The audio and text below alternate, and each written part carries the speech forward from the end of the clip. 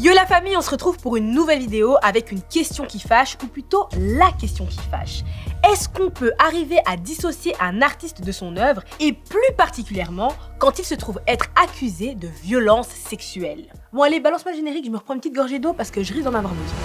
Le rappeur L'Homme Pâle, visé par une enquête préliminaire pour viol. R. Kelly is spending more time in prison for child pornography. Le rappeur Mo Alasquale est condamné à 3 ans de prison ferme. On avait la chance de pouvoir aller à Neverland dès qu'on en avait envie. P. Diddy est en prison pour trafic sexuel et extorsion. Naps accusé de viol.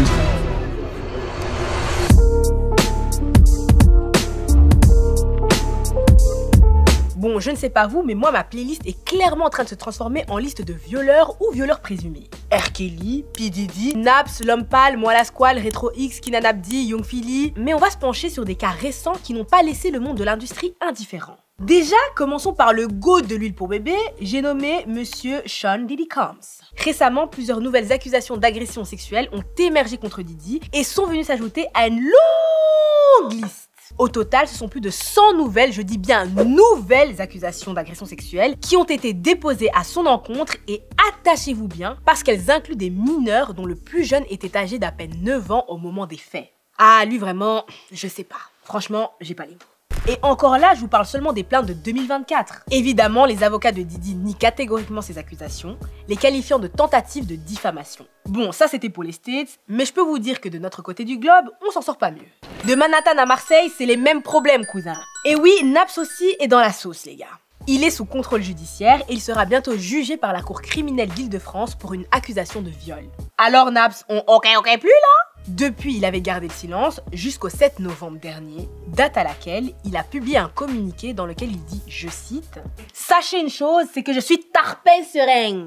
Bon déjà, leçon numéro 1, poto, c'est que quand t'es pointé du doigt pour ce genre d'accusation, évite les tarpins sereins et surtout, s'il te plaît, ne nous parle pas de l'écriture de ton nouvel album parce que à part te faire passer pour un bouffon, ça n'aide pas, je t'assure. Puis il s'est bien gardé de faire mention de l'autre affaire en cours. Ah ben oui Napsou, faut tout dire hein. D'ailleurs il y en a un autre aussi qui a eu du mal à assumer ses responsabilités. Je pense à celui qui a inspiré le hashtag Balance ton rappeur, aka le Mimicicu du pauvre, Mo Alasquale. En 2020, une meuf décide de dénoncer les violences et agressions sexuelles dont elle a été victime dans l'industrie du rap au travers du hashtag Balance ton rappeur. Celui qu'elle vise n'est autre que Mo Alasquale. Et elle n'est pas la seule, en septembre 2020, elles sont 6 femmes à porter plainte contre Mo Alasquale, l'accusant de violence et de séquestration. Le 5 juillet 2024, le tribunal correctionnel rend son verdict et Mo Alasquale est condamné à 4 ans de prison, dont 3 fermes par le tribunal judiciaire de Paris pour avoir violenté et menacé 6 de ses anciennes compagnes.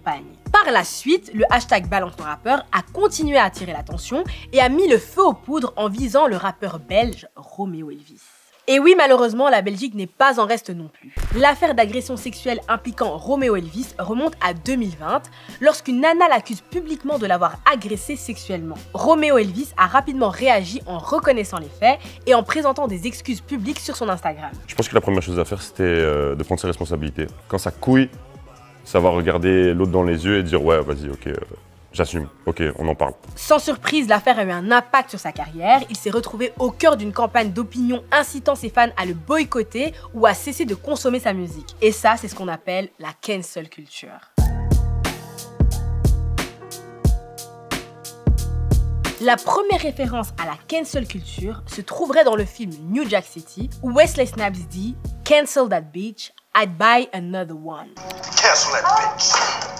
I'll buy another. Une phrase qui a marqué les esprits, mais c'est en 2014 avec l'émission de télé-réalité Love and Hip Hop que le terme cancel acquiert une plus grande popularité, notamment chez les jeunes, lorsqu'un gars dit à une femme « You are cancelled ». Ce qui veut dire tu n'existes plus, tu es éliminé, t'as capté. Donc de base, ce terme était utilisé pour exclure quelqu'un, ce qui a finalement amorcé l'idée de la cancel culture, qui est un mouvement qui vise à boycotter publiquement une personnalité après des comportements jugés inacceptables et peu importe le moment de l'acte ou de la parole jugée inappropriée, il n'y a pas de prescription dans la cancel culture. Avant, ces opinions étaient souvent ignorées, mais maintenant, les plateformes permettent aux gens de s'exprimer, d'exiger des changements et de cancel des personnalités publiques, notamment des artistes. Dans ce contexte, la cancel culture agit comme un mécanisme de pression publique. Le public et les médias réclament des excuses, des prises de responsabilité, voire le retrait d'un artiste des scènes, des playlists ou des festivals. Du coup, les plateformes de streaming et les organisateurs d'événements sont également parfois incités à prendre des décisions pour se désolidariser de ces personnalités.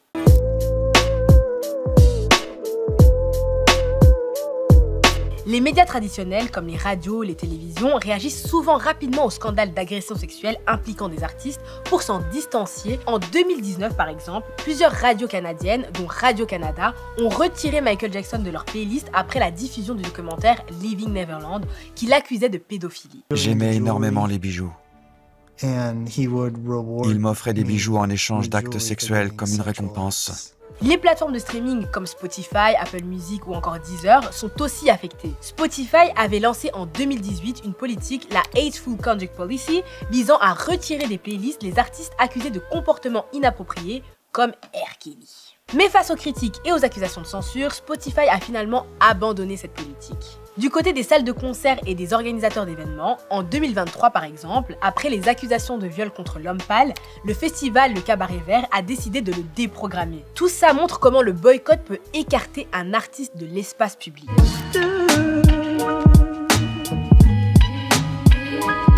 Quand un artiste est boycotté ou retiré des playlists populaires, ses revenus de streaming en prennent un coup.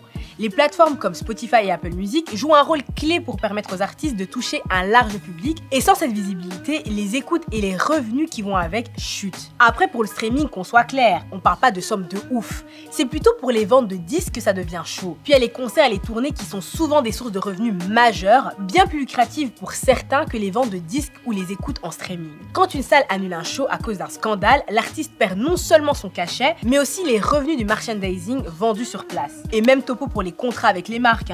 Quand elles signent avec un artiste, c'est souvent pour profiter de son image et de son influence auprès d'un large public. Mais dès qu'un scandale éclate, ces contrats sont souvent résiliés pour protéger l'image de la marque, ce qui représente une énorme perte pour l'artiste. Le cas de Moa Lasquale est un bon exemple. En 2020, Lacoste a rompu son partenariat avec le rappeur. Et ce genre de rupture contractuelle concerne aussi les collabs pour des produits de luxe, des cosmétiques ou encore des publicités qui peuvent constituer une importante source de revenus pour les artistes. Mais bon, loin de moi l'idée d'en faire des petits miskines. Parce qu'à côté, les victimes présumées prennent très cher.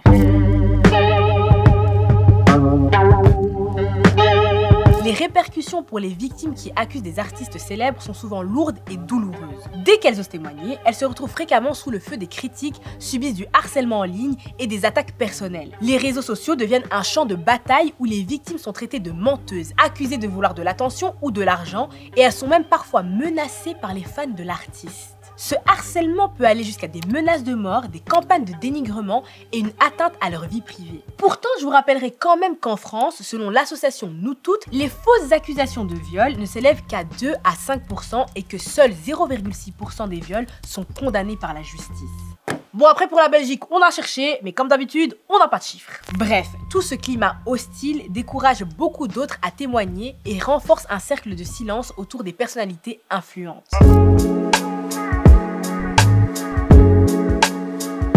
L'idée de la cancel culture, c'est justement de donner une voix aux victimes en mettant les personnalités publiques face à leurs responsabilités. Et les réseaux sociaux vont venir amplifier ce phénomène. Mais c'est vrai que la cancel culture peut susciter des débats, parce qu'elle peut imposer des sanctions sociales avant toute conclusion judiciaire, devenant parfois le seul recours face à une justice perçue comme inégale. Certains la jugent même expéditive, parce qu'elle impacte des carrières avant même la vérification des accusations, privant parfois l'accusé d'une défense équitable. Elle montre aussi une certaine subjectivité. Ah ben ouais, t'as certains artistes comme 6ix9ine qui ont vu leur cote de popularité monter en flèche malgré les accusations. Et puis t'en as d'autres comme Michael Jackson ou encore R. Kelly qui restent partiellement protégés par leur impact culturel et le soutien de leurs fans fidèles. Puis on va être honnête les gars, il y a aussi la nostalgie qui joue un rôle dans la tolérance envers les œuvres d'artistes controversés.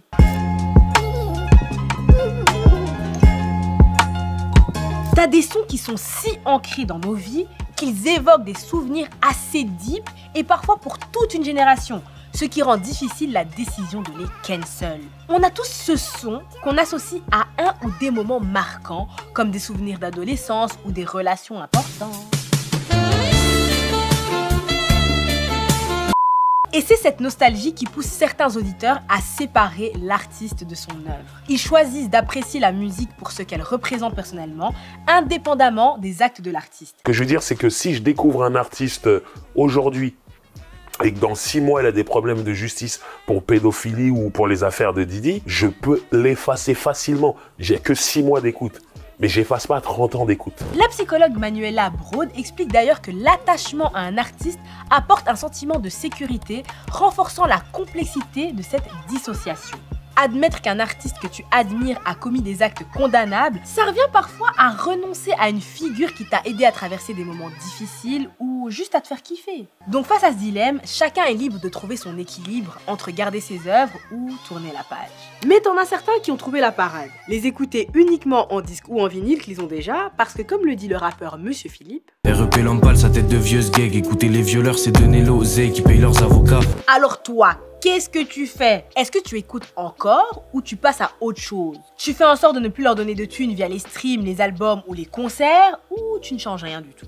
Alors je sens que ça va se péter en commentaire, mais s'il vous plaît, restez bienveillants. Et en attendant, vous connaissez la chanson, vous prenez soin de vous la famille.